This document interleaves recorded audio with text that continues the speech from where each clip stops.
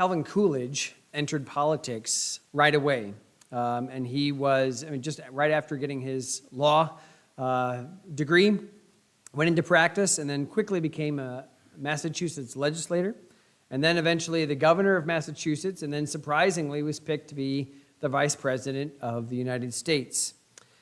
And then, as he was visiting his family farm, President Harding died suddenly of a heart attack, and word got to Calvin Coolidge that he was now the president of the United States. His father, who was a public notary and justice of the peace, actually administered the oath in the living room, and President Coolidge went back to bed. And then the next day went to Washington, D.C. to have the oath administered by a Supreme Court justice. He had to deal with Harding's scandals. Harding, if you know anything about Warren G. Harding, was not a great president. He had a lot of cronies around him who made a lot of trouble for him. And so Coolidge had to deal with those, but he was also a very different person, known as Silent Cal. He was just a man of very few words. Interesting, he was the one that really first started to use the medium of the radio to get his message out. So, someone who is silent, there's a lot that he's done on the radio that we can have. Now, he had two sons, John and Calvin Jr., and they did not live at the White House. They were going to school somewhere else, but then they would come in the summer and on weekends and whenever they could on holidays and visit his father. And there was one day, June 30th, 1924, that his sons came to the White House and they were playing tennis. Calvin Jr. didn't wear socks on his shoes, didn't wear socks, and so as they were playing, developed this blister on his toe. Now, for you and I, that wouldn't be a big deal at all because we have penicillin, we have other things to fight infection, but that blister got infected. And even though they took Calvin Jr. to Walter Reed Medical Center, he died 7 days later. He got sepsis, he got blood poisoning, and died. And Coolidge was devastated. He was running for president. Again, the election would be at the end of that year, but just kind of quit the campaign. Still won re-election, but he said this, when he went, the power and the glory of the presidency went with him. He just did not care. This whole cloud of the loss of his son in the White House was something that was too much for him. In fact, he said at some point, we do not know what might have happened to him under other circumstances, but if I had not been the president, he would not have raised a blister on his toe, which resulted in the blood poisoning, playing lawn tennis in the South grounds. So he always thought about that, if only I hadn't become president, and that just kind of shaded everything. So then 4 years later, they wanted him to run again. He said, I am not going to run for president, and he went into retirement quietly, worked on his autobiography, and eventually passed off the scene. Grief and loss are serious parts of life, and we will all go through that at some point, loss. It can be the deepest valley that you'll ever go through, and you know this, I hope, that God doesn't always take that away. He doesn't always just say, well, this is a hard thing for you, and so I'm just not going to make you go through it. Now, won't it be wonderful when we get to heaven to find out all the things that God didn't make us go through? All the things that God spared us from and all the ways that God just helped us in those little areas.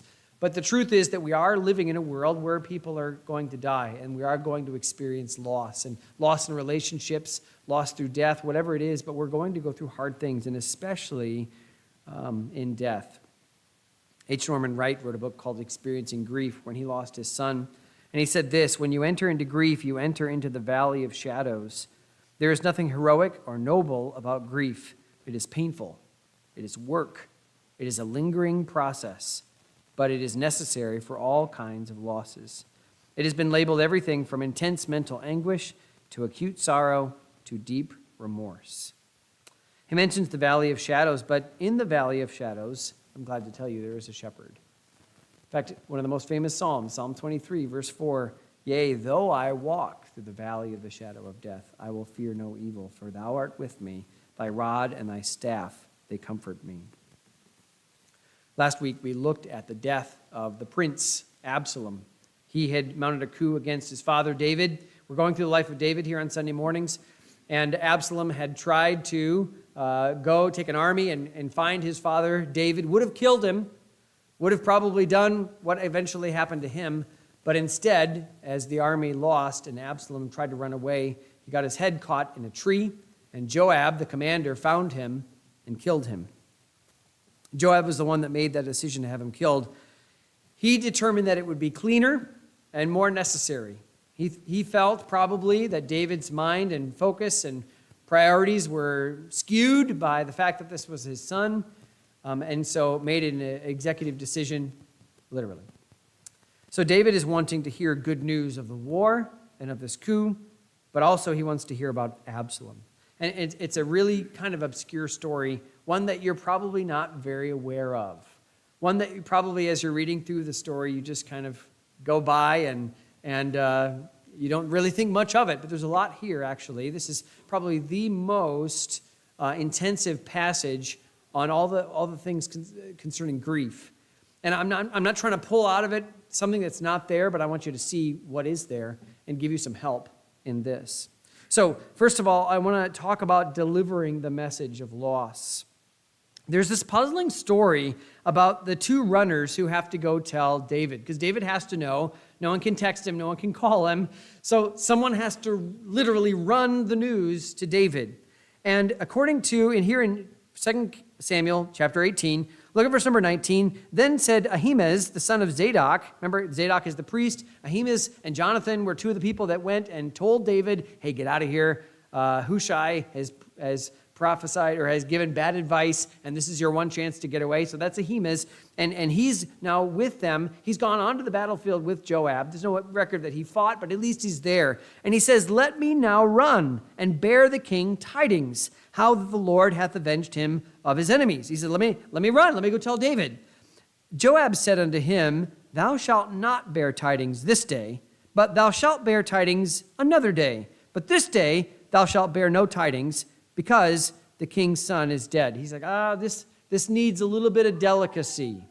So I'm not going to have you go right now. Now, what Joab is thinking, we just don't know. We have these words, and that's it. So we don't know a lot of what's going on here. But he sends instead, just gives the name Cushai. Cushite is like a Sudanese man.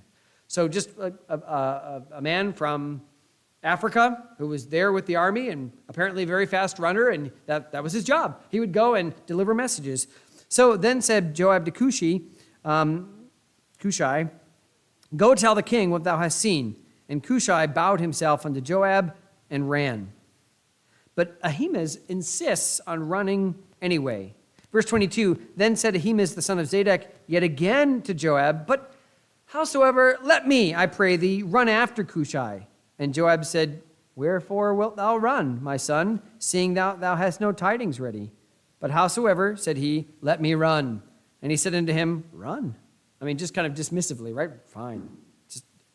Actually, yes, run. Run away from me. You're annoying me. Run, go. Then Ahimaaz ran by the way of the plain and overran Cushai. So Ahimaaz outruns, he gets there first. Now again, so if you think about the Bible as a movie, because it's the thing that we're kind of most familiar with. Have you ever watched a movie or something, and maybe it's a kind of a mystery, or maybe there's some kind of intrigue, and the camera's following some character, and then it just kind of stops and like focuses on something, and you watch the movie, and you're like, they want us to know something about what's going on here. They're trying to tell us something. I'm going to need that for later, right? And so the same thing with the Bible. The Bible goes pretty quick. There's a whole lot of stuff that we just don't know anything about. And the Bible's like, and then there were these two guys. And one really wanted to run. And we say, what's going on here? Why is the camera just stopping like this? Why is the writer staying on this theme so much? I mean, obviously because it happened, but there's a lot of stuff happened that didn't get into the Bible. I mean, John says if everything that had been written about Jesus had been written, it'd fill up the whole world. So why did this get in here? And this is a tough thing that most commentators are kind of like, it's just kind of a story. But I think I have some insight as to what is going on here, or at least why the Lord allowed it. So Cushai takes off, and he goes the way a different way, doesn't say, but Ahimaaz ran the way of the plain, which presumably was a longer way, but the footing was a little better, so he could go, and he gets there first. So in verse 24 then, David sat between the two gates. He's waiting in Mahanaim, waiting for news, and the watchman went up to the roof over the gate under the wall and lifted up his eyes and looked, and behold, a man running alone. And the watchman cried and told the king, and the king said, if he be alone, there's tidings in his mouth. It's not an army coming after us. It's not a sortie, so it must be somebody with news. So he came apace and drew near, and the watchman saw another man running, and the watchman called unto the porter and said, behold, another man running alone. And the king said, he also bringeth tidings. And the watchman said, methinketh the running of the foremost is like the running of Ahimaaz, the son of Zadok. And the king said, he is a good man, and cometh with good tidings. And Ahimaaz called and said unto the king, all is well. He's delivered his message. And he fell down to the earth upon his face before the king, and said, blessed be the Lord thy God, which hath delivered up the men that lifted up their hand against my lord the king. So he gives the good news. Hey, you don't have to run. This is not a pack your bags and let's get out of here. You can stay. We've won. All those who are against you have been subdued. But look at where David's mind is. Verse 29, the king said, is the young man Absalom safe? Right away, okay, fine, good, but how about Absalom, my son? Is he safe? Is he okay? He knows there's a victory, but he's unsure about how Absalom has fared, and this has really been weighing heavily on him. Now again, what's going on here? Scholars are confused. I think, this is my theory, all right? So if it wasn't for the camera, I'd step out to the side of the pulpit, but this is my theory. I think that Ahimaaz wanted to give David a moment to process the news and the loss and to kind of prepare himself for what he was going to hear next.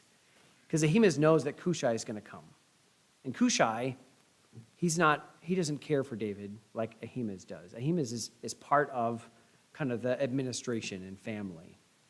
And I think we'll find out when we get to heaven. I think he just wanted to give David a moment to process this and to at least entertain the possibility, okay, if the army has prevailed, then it's possible that Absalom is gone. Now, Ahimaaz doesn't tell him that. Notice in verse number 29, Ahimaaz answered, when Joab sent the king's servant and me, thy servant, I saw a great tumult. I knew not what it was. Ahimaaz knows that Absalom's dead because Joab told him, be careful because the king's son is dead. I don't think Ahimaaz is afraid to tell him. I think he just says, there was a lot going on. There was a big tumult, and I didn't see what was going on. So he just kind of leaves it there.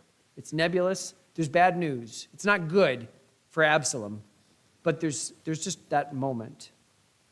It was enough for him to know that there was something wrong.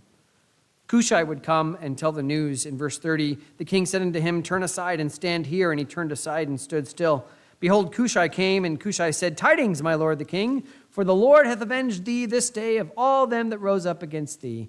And again, verse 32, the king said unto Cushai, is the young man Absalom safe? Now, Cushai doesn't have the same pathos that Ahimaaz does. And so he answers, this is business. The enemies of my lord the king, and all that rise against thee to do thee hurt, be as that young man is. He's dead.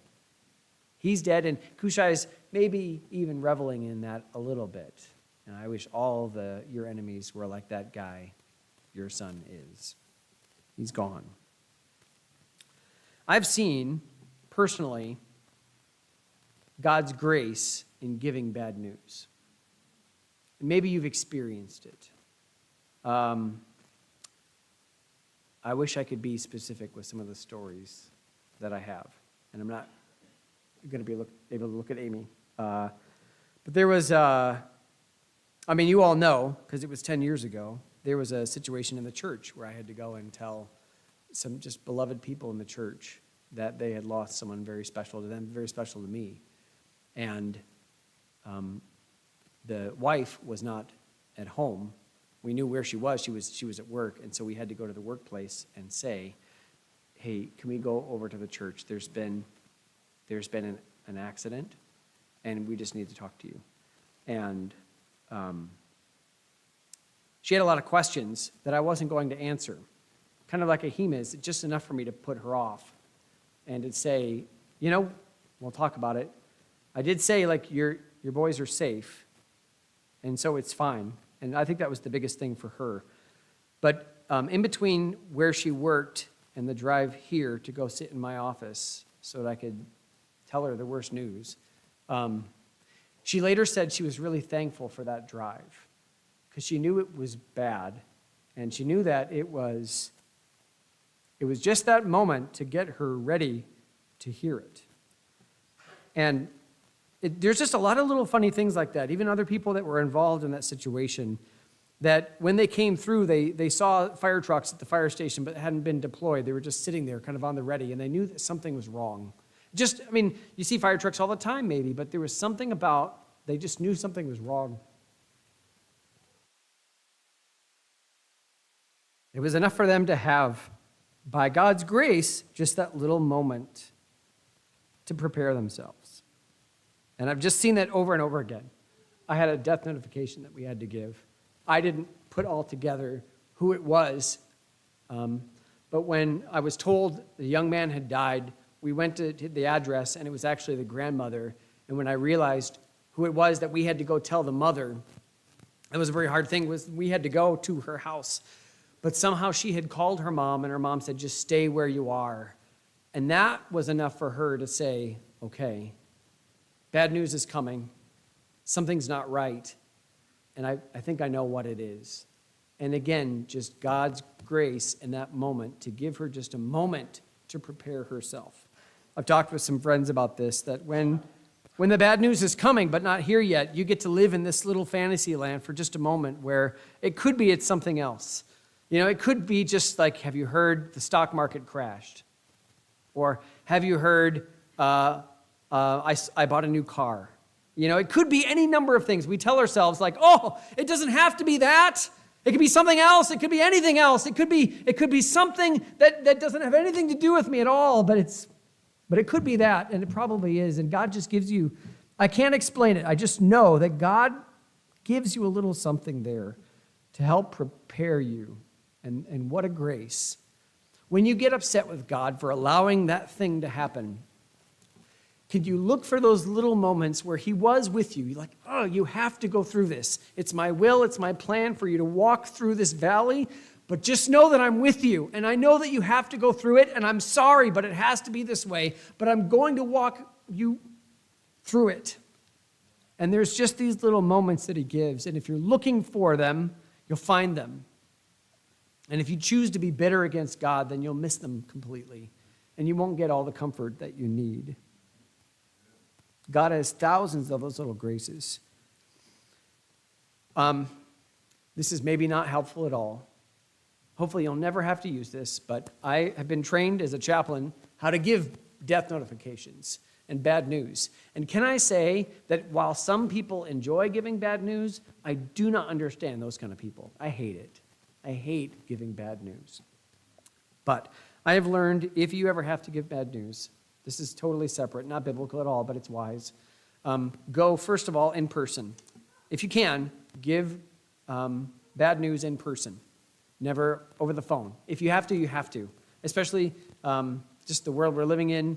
But if you can be there, it just means a lot more. God designed us to, when you get something from a person, to have that. That matters. Second, do it in time. Do it as quickly as you can. Again, especially in a world where social media can beat you to that, people start asking you, is it true what I heard, before you're able to tell anybody. A couple years ago, when I found our sister Lorraine passed away at her house, the first place I went I had to call her daughter. She was in the cities, and she knew it was coming, probably. But the first place I went was to see Carol Worster. And I'm like, Carol, I've just got some bad news for you. And sat down and told her, because I didn't want her to find some other way, and I just wanted her to know about that. Third is go in pairs. I went by myself to see Carol because I could, but generally you want someone else who can be there with you. And whenever I go do a death notification, I'm always trying to see, is there a pastor I can call who can come and be with you and help you, but we always try to do that in pairs. It's just easier. Fourth, to use plain language. It might sound really blunt to say, this person you love is dead, but that it really is the best way because, again, we grab onto every little hope that we can. If you say, we lost him, people are going to think, irrationally, we'll go find him. Did he wander off? And you laugh, but that's what we think because we're looking for any little strand of hope we can get. Or if you say, they're gone, where did they go? Don't say that. They're home with the Lord. Okay, that's a little better, but people just, it's okay to say, if you have to give bad news, I'm sorry, but there was an accident and this person is dead. That's the way you have to give this news. And then fifth, with compassion. Most of us don't know what to say in these kinds of things. I'll talk about that later. But be compassionate with your news, understanding how hard it is for them, even if you don't fully understand. Sometimes we're called to be bearers of bad tidings, and it's hard. But part of the healing process you can enter into right away, even in the way that news is delivered. And the news has to be delivered to them. It just has to be. In our county, it's usually the police, and they don't like it either. And that's why me as a chaplain, I can go and be with them when they deliver that news and even do it for them. So that's what's going on here. David hears his son is dead. Now I want to talk about the grieving response, because David immediately reacts to this news, even though I think he knew it was coming. He's now he understands what happened. Look at verse 33. The king was much moved and went up to the chamber over the gate and wept. And as he went, thus he said, "Oh, my son Absalom, my son Absalom, would God I had died for thee. Oh, Absalom, my son, my son." Similarly, in chapter 19, verse 4, the king covered his face, and the king cried with a loud voice, "Oh, my son Absalom, oh, Absalom, my son, my son." David cries out for his son. It takes three parts. First, it's a lamentation. He's crying out for his son, "Oh, my son Absalom." There's also regret. "Would to God that I had died for thee." And there's also the physical reaction. There's the retreat, the loud mourning, the covering his face. He doesn't want to be around people. He doesn't want to be where he can be seen, but he can obviously be heard. All of these are very normal. And if you ever find yourself at the other end of bad news and you react in this way, just know, yep, that's normal. That's okay. I know sometimes we feel like, I gotta keep it together for somebody else, and there's time for that, absolutely. I know sometimes we feel like, I gotta be stoic. I gotta hold it together. Sometimes you do. Like when you're preaching a message, somebody got to pull it together, man. But it's okay when things are really sad to just be like, this is sad. And I'm going to react in the way that my body's telling me to react. God made you that way, and that's okay. Why was his mourning like this?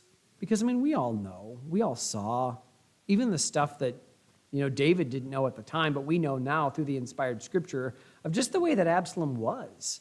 Going on the rooftop, and he was going to kill his father. He was not a good guy. What's going on here with David? I think when we mourn, we do the same thing. First of all, he's facing a future without his son. There was no time to speak to him. I don't know what his last words to Absalom were. It's probably very cavalier. Just like when Absalom went off, he said, "Oh yeah, you're going to go shear sheep. Have fun." And then Amnon's dead and Absalom's in exile. Absalom eventually comes back, but what were the last words? We don't know. David has regret maybe, but he's without a son.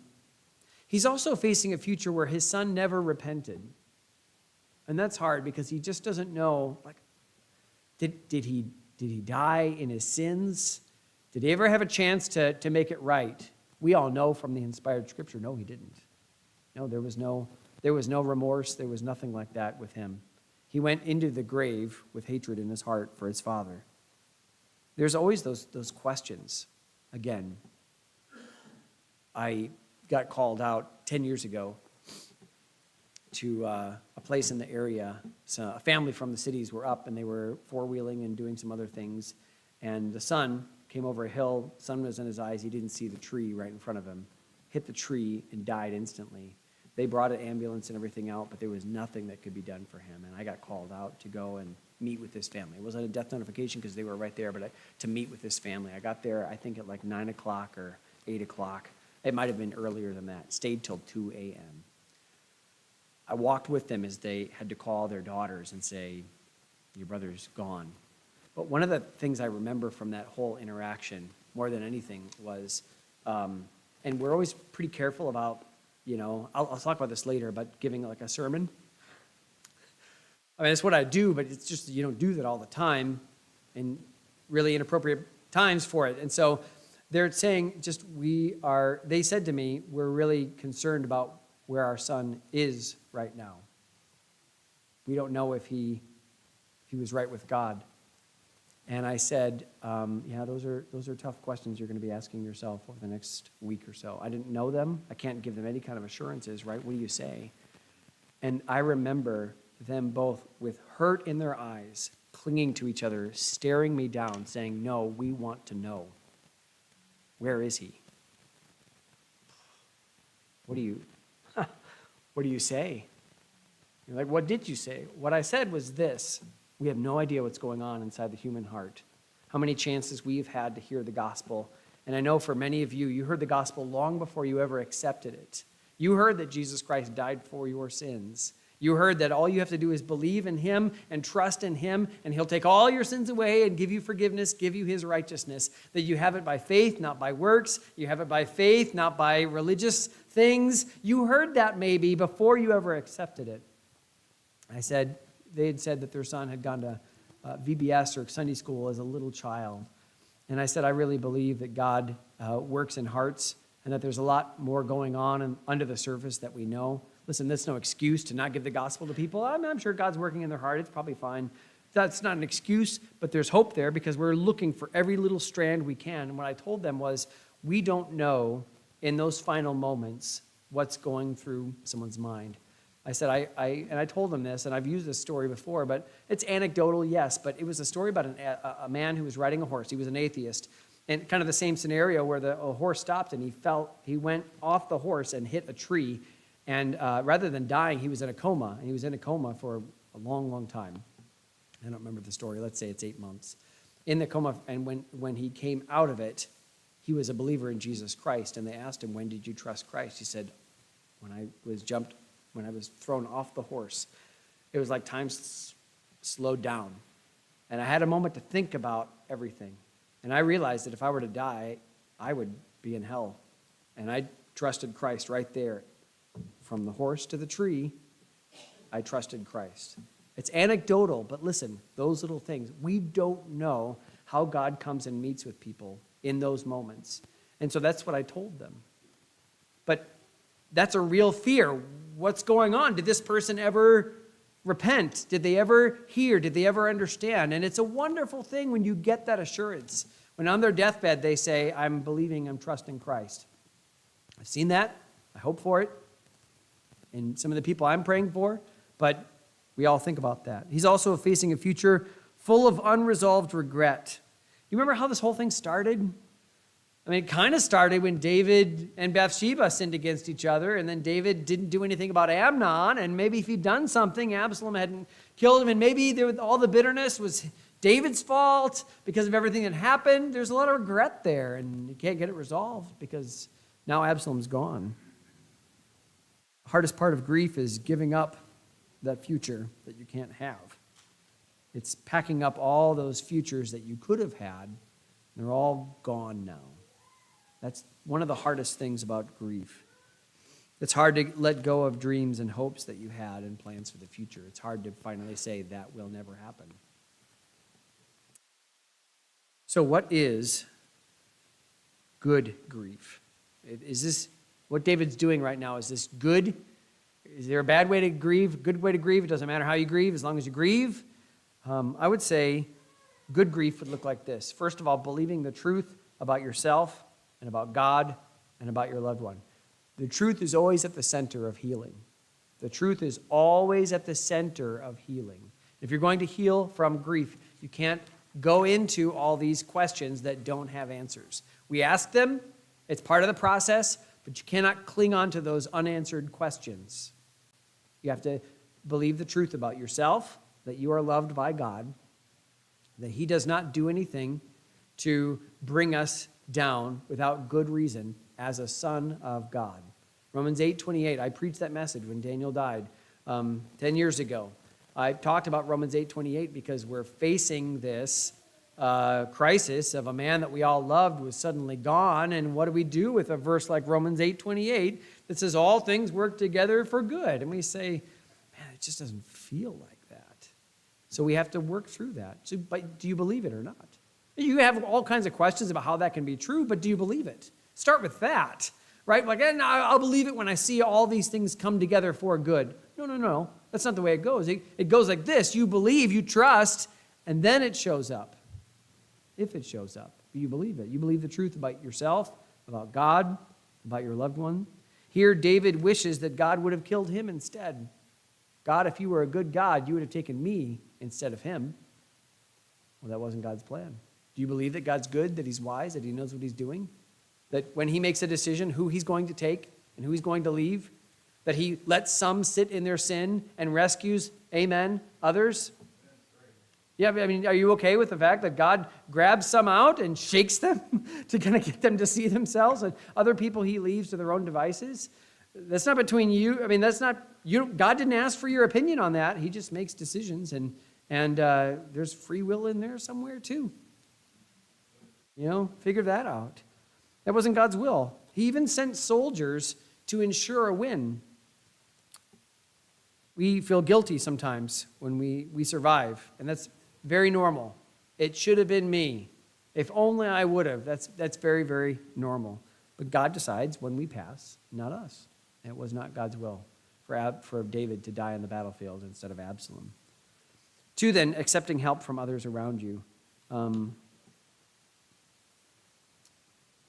We are privileged to be with people that are grieving so we can help teach them the best way forward. When you are going through loss and someone says, how can I help? It's good to have some answers. I know you want to say, I don't know, I just want to go to bed and not think about this. I want to wake up from this bad dream and have it be gone. I know that's what you want to say, but it's okay to say, I don't really want to be around people right now, but it would be really great to have someone around this afternoon. Can you come back at 2? It's okay to say that, right? Or I am not hungry at all, but I know that I should eat. Can you just keep me accountable and make sure that I'm eating something? Maybe you have to do that, but teach them about, this is what I want. Here, David withdrew himself, and the people did not feel welcome. We'll look at this in a moment. We, especially as Americans, try to avoid any hard thing as much as we can. I don't want to do any kind of hard thing, but it is our privilege as Christians to enter into the suffering and hard things of other people so that we might bring Christ into the situation. And that is, it is hard, but God gives grace, and he will multiply the grace, the sacrifice you make into grace to help that other person.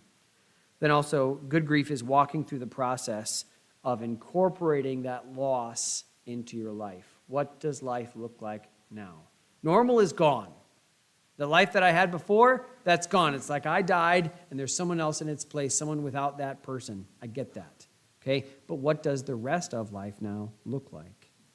You can't live like your life is on pause because time grinds on, and sometimes it feels like a grind. You have to allow yourself to live the rest of your life. You have to give yourself permission to live the rest of your life. And it's good for us who don't understand all of that, who haven't experienced that kind of loss, to educate ourselves in that. It would be good for you to read a book on grief so that you know how someone else is going through. I mentioned a book, Experiencing Grief by H. Norman Wright. It's a good book. C.S. Lewis wrote an excellent book, A Grief Observed, after he lost his wife. If you want some other titles, I can give them to you.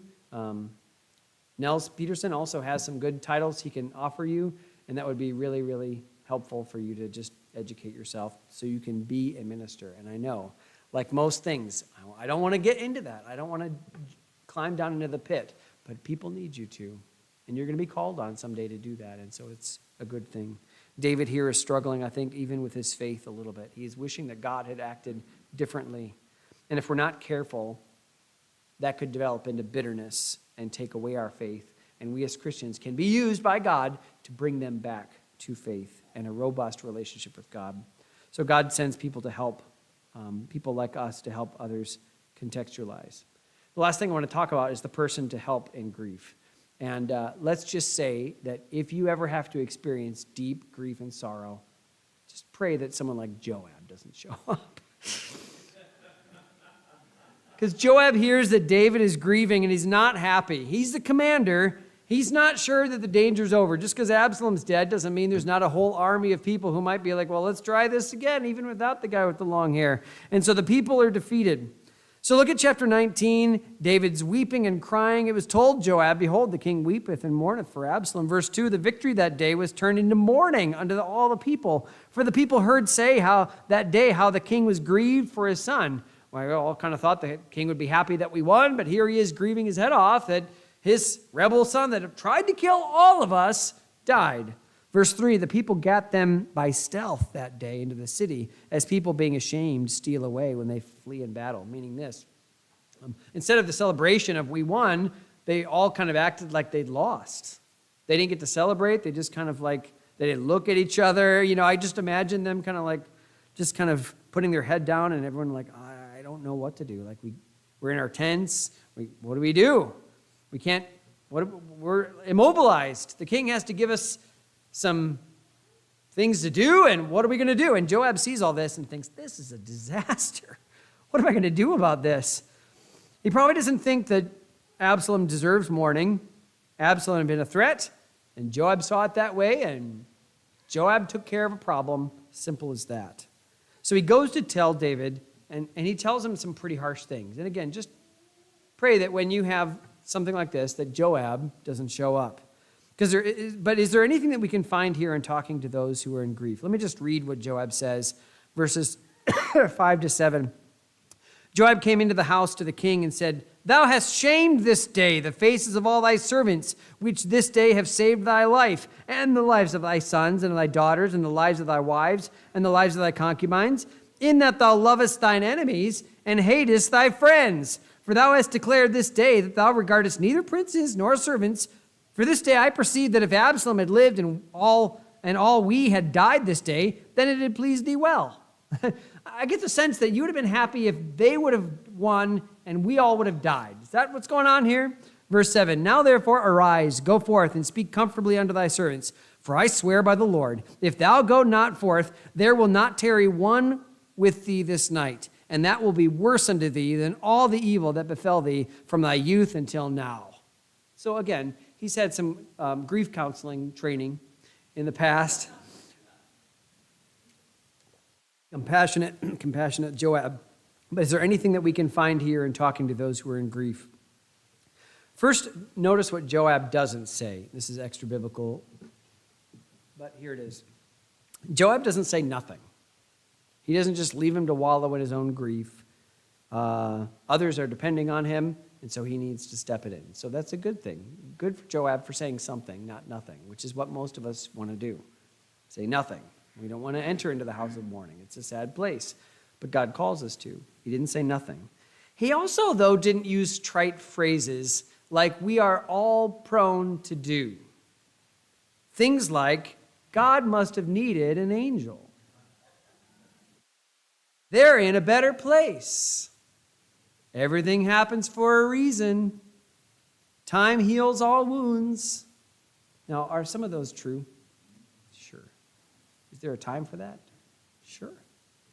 Does it look good on a card? Maybe.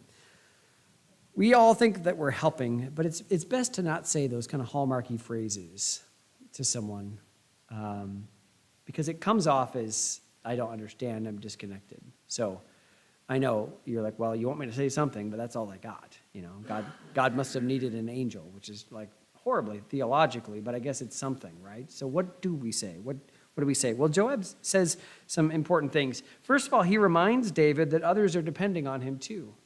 He says in verse 5, he reminds him, you got sons and daughters and wives and concubines.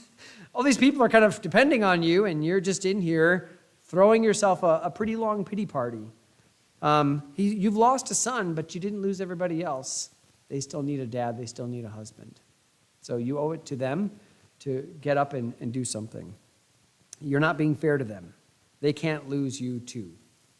And that's, sometimes you might have to say that if you're in the right relationship, hey, I know you're going through some hard times, but there are other people depending on you too, and it's good to remember them, and it might be cathartic just to be able to put your whole energy into also helping others. I found that in my life, that when I'm in myself and not in a good place, serving others has really, really been how God's used that to help me get out of that. You're like, well, Pastor, maybe don't go do death notifications, and you wouldn't go to those places. But he reminds David that others are depending on him too. He also tries to correct David's perspective. In valuing Absalom above everyone else, it makes it seem like he wishes that they all who had been his support team had died. That's not what David means. That's not what he means to communicate. But Joab says, this is the way it feels. Like they're more important, that he was more important than anybody else. Like put him on a scale and he outweighs everybody else in your life. Is that the way? That's the way this looks. He knows that David doesn't really think that way, but he gives him that view just to say, hey, there's more going on here than you realize. He also, in verse number 7, urges him to get up and work. He has duties as a king. Everyone needs to hear words of comfort from him. That's his job. He's the king, and people need to hear, hey, we're going to be okay. We get to go back to Jerusalem. Everything's going to be fine. Now, again, I'm not sure if when he says, I swear by the Lord, if thou go not forth, they will not tarry one with thee this night. I'm not sure if that's a threat. I kind of read that as a threat growing up, but now I just think it means like this could go really badly. Everyone could just go back and be like, well, we'll find some other leader when he's not, this week, because you need strong leadership. He says, so go and do something. He's at least reminding him what's at stake to get it right. You've probably seen parents who have lost a child, and then they mourn that child to the total neglect of all their other kids, and their kids feel that. That's important to keep in perspective. Joab says it in a really harsh way. We have to be gentler with those who are grieving. I'm almost done. What can we say to a grieving person? Here are some things you can say. 1, I can't imagine what you're going through right now. Right? Don't say, oh yeah, this exact thing happened to me. Like, you lost your husband, but I lost a dog once, and so I know exactly what you're going through. I know it sounds right in your head, and maybe even when you say it, you think you're being really helpful, and probably the person will have a little bit of grace with you, but just don't say that. Don't say, I know exactly what you're going through, because you don't. You can say, like, I can't imagine the pain you're going through right now. You can say, you must be really hurting, and I'm really sorry. We can also ask how we can help. And if they don't know, then we can do something for them. Let me bring you a meal. Let me help you clean. Let me just sit with you for a while. When I've done a death notification or been invited to go to a place where they just lost somebody, I start to ask them, tell me about your son, tell me about your mom, tell me about whoever, and then they kind of just paint a picture, and that helps them contextualize what's going to happen moving on, because they're going to remember those good things, and when they start talking with others, they've started to paint a picture of the story that they're going to tell. I remember one guy that we met, his mom, he and his mom were up here fishing, and she just in her bed died. She was an older lady, and they didn't know it was coming. He didn't obviously know it was coming, but it wasn't like shocking. And he was broken up, and we were just saying, tell us about your mom. And he's like, oh man, she caught this huge fish yesterday, and she was feeling great, and then she went to bed, and she passed away. And me and some of the EMTs that were there were like, well, I know this is hard for you, but honestly, I think that's the way all of us would want to go. Catch a big fish and go to bed and don't wake up. And he was laughing. He's like, you know what? You're right. That is the way. And other people came in, and that's what he was telling people. He's like, yeah, she just caught this big fish and went to bed, and lucky her. And it's like, okay, that helps, Just tell me about this person. Tell me about what's going on. Tell me what you're thinking. And That's really helpful for people to talk about the person that they love, that they lost. 3, we can be quiet and wait, and that's probably the hardest thing to do. We hate the silence. That's when we feel like we need to be like, I know I shouldn't say anything, but time heals all wounds. No, I wasn't supposed to say that. Just let it be quiet. Just don't try to explain why it happened unless they want to talk. Again, if they're asking theological questions, answer theological questions. If they don't want to talk, that's okay. It's really, really okay. Be still and let them initiate when they want to talk. We can also encourage them to stay active in some way. The advice for depressed people is go do one thing. Wash the dishes. And if you can't do that, wash a dish. Make your bed. Do something. Go for a walk. Do something. Why? Well, part of it is the spiral that, if you say stay sedentary because you're sad, then you just kind of stay there and you spiral. When you are active, medical doctors tell us that's when you release endorphins, serotonin, dopamine. It reduces inflammation. It can help regulate your sleep cycle. All those things are if you just get going. So encourage someone to, hey, can we go for a walk? We don't have to talk. Just let's go for a walk. You can give them some kind of sense of control when they feel like they're at the mercy of everything. This is the one thing you can do. I want to encourage you that we can be used by God to help others in this journey of grief. Romans 12:15 commands the church, rejoice with them that do rejoice and weep with them that weep. We all like the first part, and rejoicing with other people when they're happy, that's great. What about the weeping with them that weep? We kind of just disappear when that comes up, and we shouldn't do that.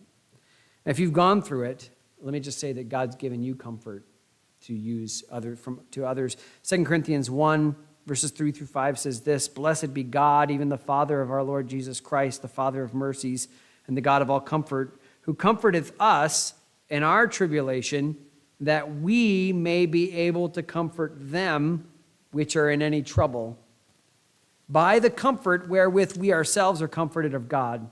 For as the sufferings of Christ abound in us, so our consolation also aboundeth by Christ.